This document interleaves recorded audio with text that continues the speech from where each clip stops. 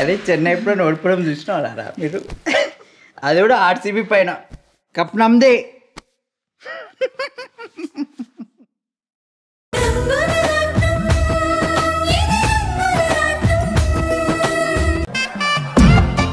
రాణి రాణి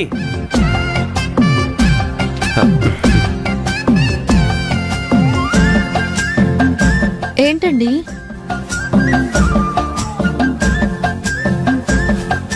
రాణి ఇదిగో.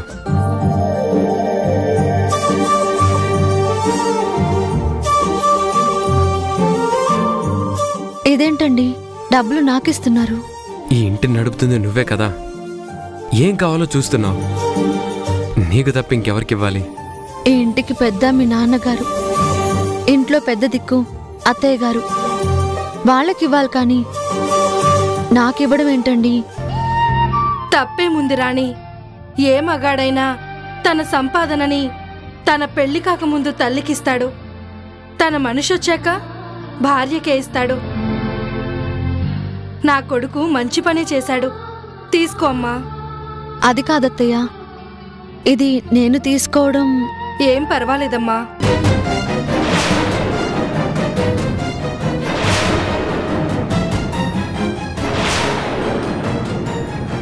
మంచిని కాదనే బుద్ధి నీకున్నా వీళ్లకు లేదు. నానా, ఏంటి మీరు చేసిన పని?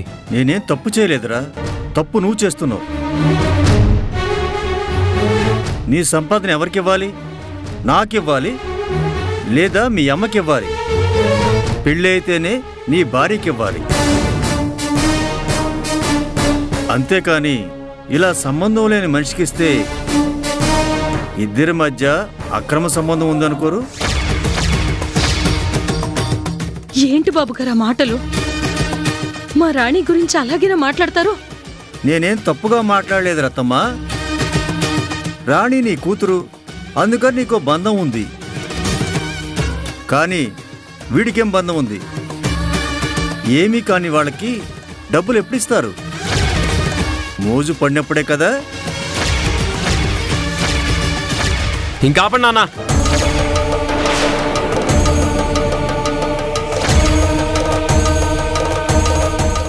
రాణి నేను ప్రేమించుకున్నామని, పెళ్లి చేసుకోబోతున్నామని మీకు తెలుసు.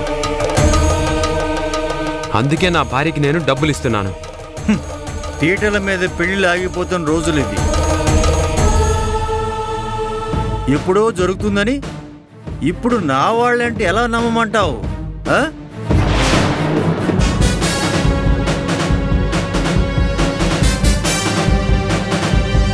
రాణితో ఏ బంధం లేనప్పుడు మీరిక్కడెందుకుంటున్నారు? మనందరినీ రాణి ఎందుకు పోషిస్తుంది? మరి అదెందుకు ఆలోచించరు మీరు? చాలా తెలివిగా అడిగాను అనుకుంటున్నావు కదూ. నేనే ఉంటానని అనలేదురా, ఉండమని. అదిగో తనే బ్రతిమాలింది.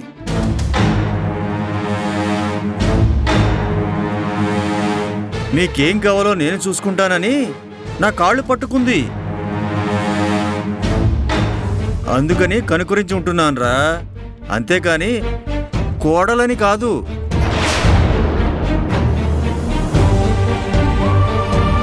మీరు కోడలు అనుకోకపోయినా వాడు భార్య అనుకుంటున్నాడండి.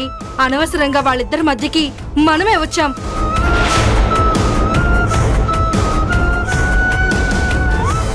ఉంటే పద్ధతిగా ఉండాలి, అంతేకాని ఇలా గొడవలు పెట్టే బుద్ధి మంచిది కాదు. ఏంటి శారదా, ఆస్తులు పోగానే నీ కూడా నేను చులకనైపోయానా? నాకే ఎదురు సమాధానం చెప్తున్నావు? ఇలా పెళ్లి కాకుండా ఒక మగాడి దగ్గర నుంచి డబ్బులు తీసుకుంటే ఆడదాన్ని ఏమంటారో తెలుసు కాబట్టే రాణి తీసుకోలేదు.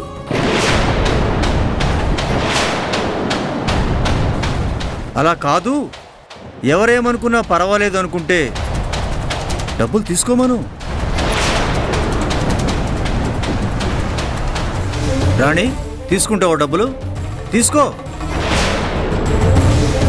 పవిత్రమైన బంధాన్ని కూడా అక్రమ సంబంధం అని అవమానించే బుద్ధి తక్కువ వాళ్ళ మాటలు పట్టించుకోవాల్సిన అవసరం మాకు లేదు. రాధా గారు, అనవసరంగా మీ నాన్నగారితో గొడవ పడకండి.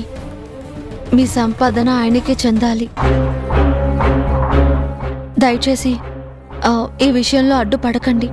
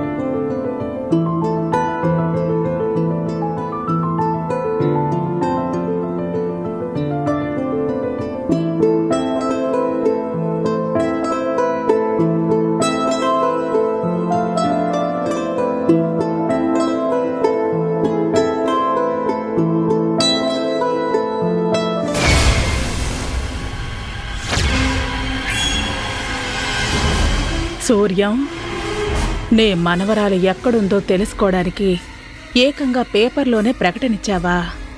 దీన్ని చూసి వర్ష నీ దగ్గరకొస్తే వర్షాన్ని తీసుకుని నువ్విక్కడికొస్తావు. ఎన్నాళ్ళు నువ్వు చెప్పింది అబద్ధం అనుకుంటున్నా శంకర్. నా స్నేహితుడు దేవుడు నేనే తప్పుగా అర్థం చేసుకున్నానని మళ్ళీ నిన్ను గుండెల్లో పెట్టుకుంటాడు. మీరిద్దరూ ఒకటైతే నేను ఒంటరినవుతాను. అప్పుడు శంకర్ని నేనేమీ చేయలేను.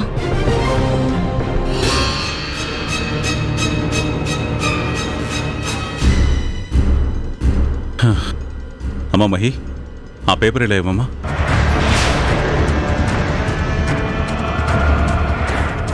ఏంటమ్మా అలా చూస్తున్నావు?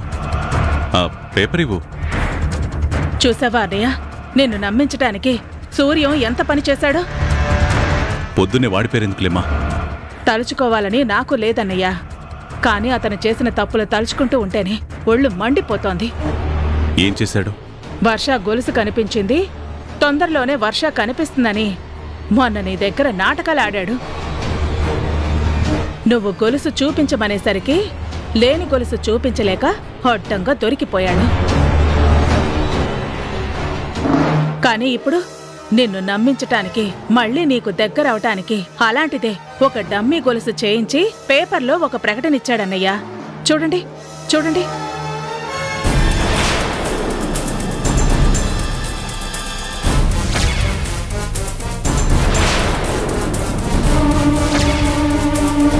ఈ ప్రకటన చూసి వర్ష వస్తుందా?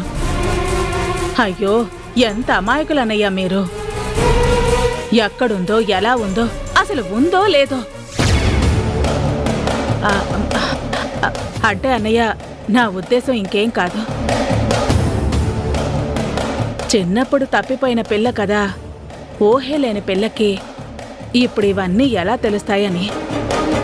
మరి సూర్యం ఇలా ఇవ్వడంలో అర్థమేంటి? ఇంకా మీకు అర్థం కాలేదా?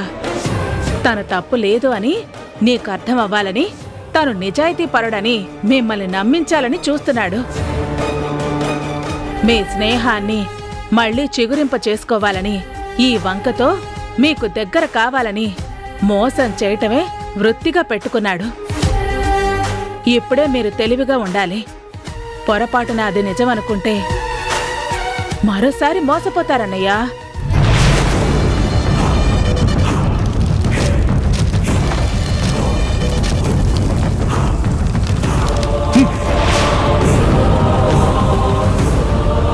వాడు పేపర్ ప్రకటనలు ఇచ్చినా, ప్రచారం చేసుకుంటూ ఊరూరా తిరిగినా నేను నమ్మను. వాడు నా మీద కోపంతోనే నా మనవరాల్ని చిన్నప్పుడే ఎక్కడ వదిలేశాడు. ఇన్నేళ్లుగా నా మీద పగబట్టాడు. అలాంటిది వాణ్ణి నేనెలా క్షమిస్తాను? ఇలాంటి నాటకాల్ని నేనెందుకు నమ్ముతాను? వాడు నిజంగా తప్పు చేయకపోతే వర్షాన్ని తీసుకొచ్చి నా ముందు నిలబెట్టమను, అప్పుడు నమ్ముతాను.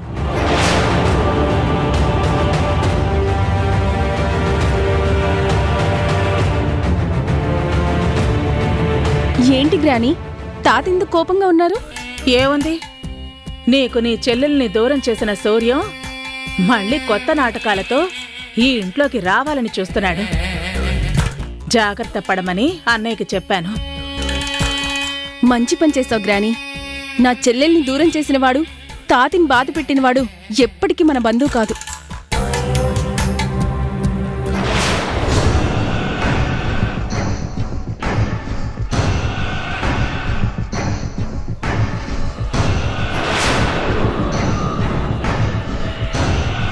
నాకు తెలుసు సమంత, సూర్యం కలిస్తే ఏం జరుగుతుందో.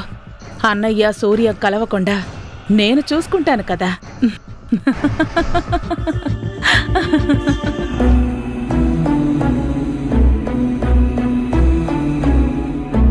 జానకి, వర్ష ఇప్పుడు మన ఊర్లోనే ఉంది. చిన్నప్పుడు నేను వర్ష మెడలో వేసిన గొలుసు నా దగ్గరుంది. ఖచ్చితంగా ఆ గొలుసు కోసం తను వెతుక్కుంటుంది. అప్పుడే మనం తన కోసం వెతుకుతున్నామన్న నిజం తెలుస్తుంది. మన వర్ష, కీర్తి మన దగ్గరికి వచ్చేస్తారు. వర్షని శంకర్కి అప్పగిస్తాను. నీ స్నేహితుడు నీకెప్పుడు సాయమే చేస్తాడు కానీ ద్రోహం చేయడని వాడితో చెప్తాను. మేమిద్దరం కలవాలని, నువ్వు అది కళ్ళారా చూడాలని ఎన్నో కలలు కన్నావు. ఈ కళ నిజమయ్యేసరికి నేనుండనేమోనని ఆ రోజు గుళ్ళో అన్నావు. ఈరోజు అదే నిజమైంది. నువ్వు లేవు అన్న నిజాన్ని తట్టుకోవడం చాలా కష్టంగా ఉంది జానకి.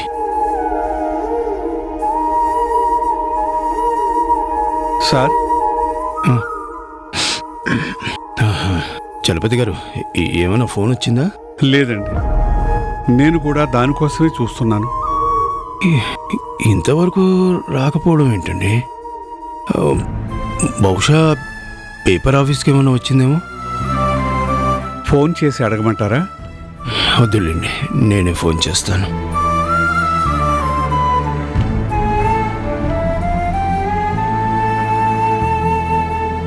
నమస్కారం సూర్యం గారు, చెప్పండి. నమస్కారం సార్. నా మనవరాల గురించి పేపర్లో ప్రకటన ఇచ్చాను కదా, ఏమైనా ఫోన్ వచ్చిందండి?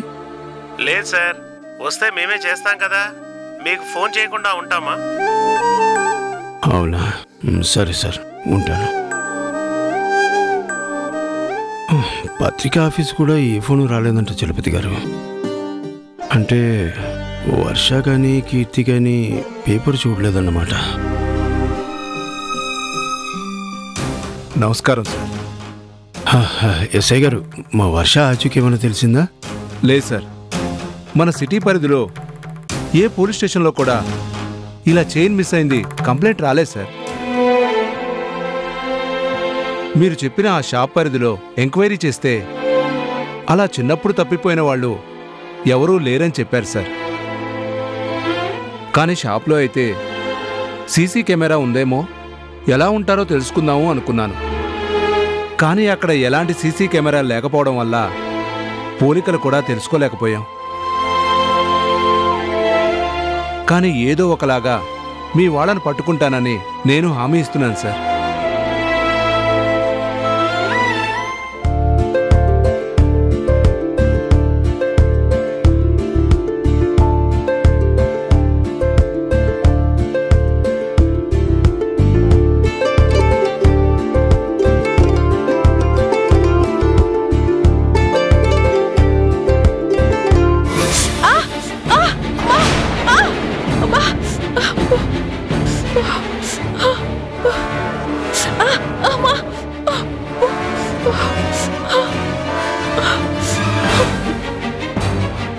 నీకోసం వంట చేస్తుంటే చెయ్యి కాలింది వంశీ. నువ్వు చేస్తున్న పనులకి తగిన శాస్త్రే జరిగిందిలే. అదేంటి, నాకు చెయ్యి కాలిందన్న బాధ కూడా నీకు లేదా? నువ్వు కాలిపోయినా కూడా నాకు ఏ బాధ ఉండదు.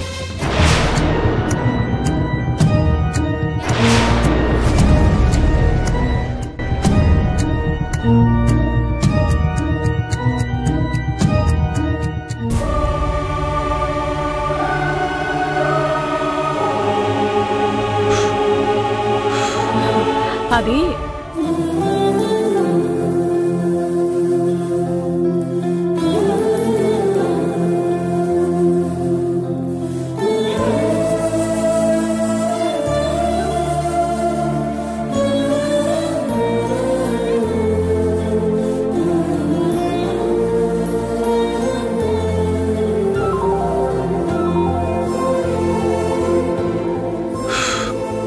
ఏంటి సమంత, నాకోసం ఇంత కష్టపడాలా?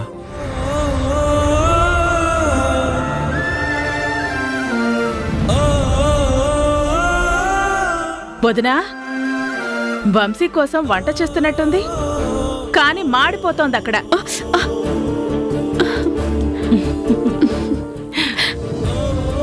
ఏంటి సమంత, నువ్వు వంట చేస్తున్నావా? అవునాని, వంశీకి ఇష్టమైన కూర చేద్దామని మొదలుపెట్టాను. ఇంతలో చేయి కాలింది. మరి చూసుకోవాలి కదా సమంత. నీకిలా బాధ కలిగితే నా మనసుకి ఎంత బాధ అనిపిస్తుంది. అయినా ఇప్పుడు ఇంత కష్టపడి నువ్వు వంట చేయడం ఎందుకు? వంట మనిషి ఉంది కదా. అదేంటి వంశీ, వంట మనిషి వంటకి నా చేతి వంటకి తేడా ఉంటుంది కదా. నీ ఆనందం కోసం నేను ఏమైనా చేస్తానని నీకు తెలుసు కదా.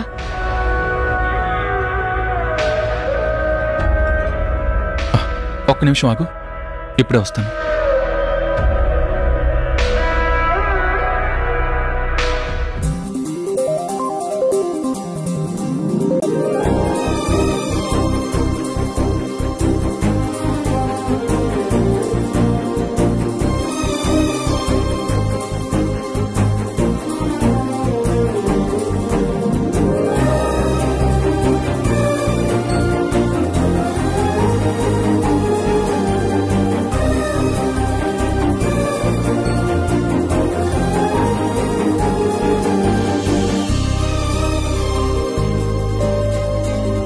సమంత, నువ్విలా చేస్తే నేను బాధపడతానని నీకు తెలుసు కదా. నన్ను బాధ పెట్టే పని నువ్వెందుకు చేస్తున్నావు? చూసావా వదినా, వాళ్ళిద్దరూ చిలక గోరింకల్లా ఎంత ఆనందంగా ఉన్నారు. నిజమే వదినా, వీళ్ళనిలా చూస్తుంటే నా మనసు ఉప్పొంగిపోతుంది. వీళ్ళింత అన్యోన్యంగా ఉండాలనే కదా నేను కోరుకున్నది. నిన్నటి వరకు నాకొక చిన్న అనుమానం ఉండేది వంశీ, నువ్వు నా కోసం సమంత దగ్గర ప్రేమ నటిస్తున్నావేమోనని. కాని ఈ క్షణంతో నాకున్న అనుమానం మొత్తం తీరిపోయింది. నువ్వు నటించడం లేదు, సమంతని ప్రేమిస్తున్నావు. ఒక భర్తగా భార్యకు కావలసిన ఆనందాన్నిస్తున్నావు. నా మనవరాలు అదృష్టవంతురాలు. మీరెప్పుడూ ఇలాగే ఉండాలి. సమంత్ ఎప్పుడు హ్యాపీగానే ఉంటుంది పూర్ణ. ఆ విషయంలో నువ్వేమీ బెంగపడకు.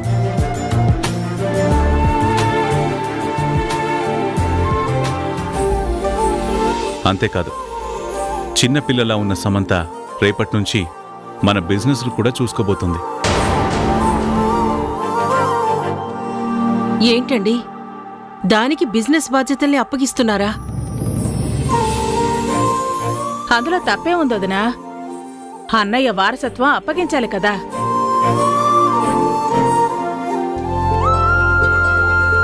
వర్ష ఎక్కడుందో తెలీదు, ఎప్పుడొస్తుందో కూడా తెలీదు.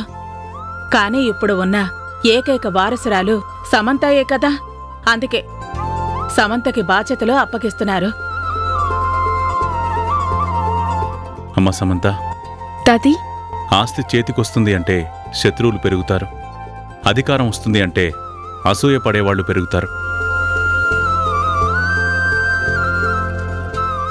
అన్నిటికన్నా ముఖ్యంగా అహంకారం పెరుగుతుంది. తగ్గించుకో సమంత. కరెక్ట్గా చెప్పావు వంశీ. నువ్వు జాగ్రత్తగా ఉండు సమంత. వంశీ చెప్పినట్లు విను. అలాగే నాని.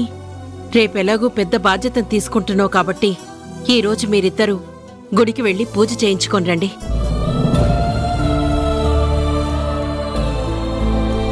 వంశీ, నాని కోరిక, వెళ్దామా? సరే, వెళ్దాం.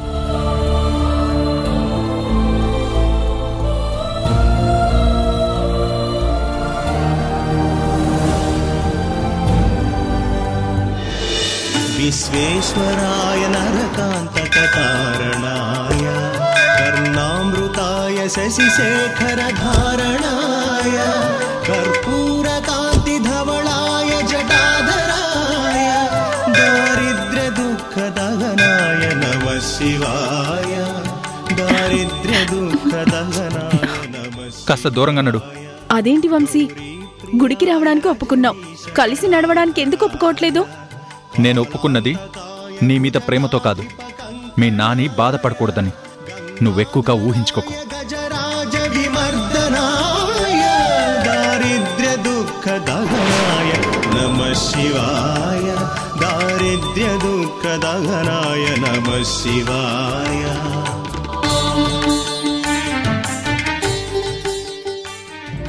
శంకర్ ప్రసాద్ గ్రూప్ ఆఫ్ కంపెనీస్కి కొత్త బాస్గా నేను వెళ్ళబోతున్నాను పూజారి గారు. నేను విజయం సాధించాలని పూజ చేయించండి.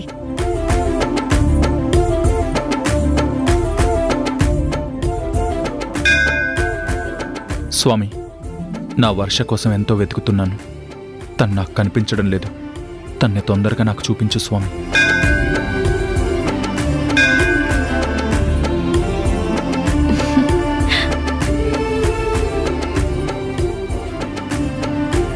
నువ్వు పూజ చేయించుకో, నేను ప్రదక్షిణలు చేసుకుని వస్తాను.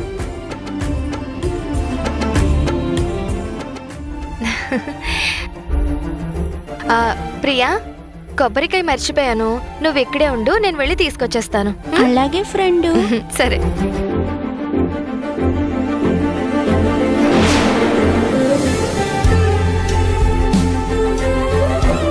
ఆనందకర్పూరమంగళ నీరాజనం దర్శయామి నమస్కరోమి.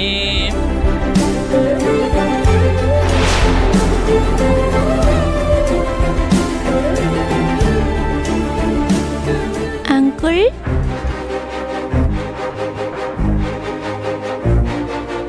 హాయ్ ప్రియా, ఏంటి గుడికి నువ్వు ఒక్కదానివే వచ్చావా? లేదంకుల్, నేను నా ఫ్రెండ్ వచ్చాం.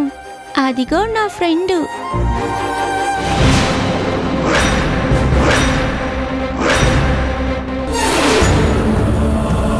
వర్ష,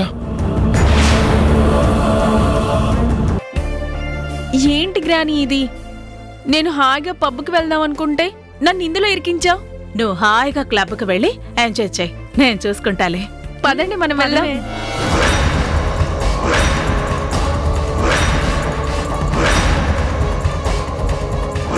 పిచ్చి శంకర్, నీ వారసురాలని చెప్పి సమంతని ఈ కుర్చీలో కూర్చోబెట్టింది నీకు ఫేవర్ చేయాలని కాదు,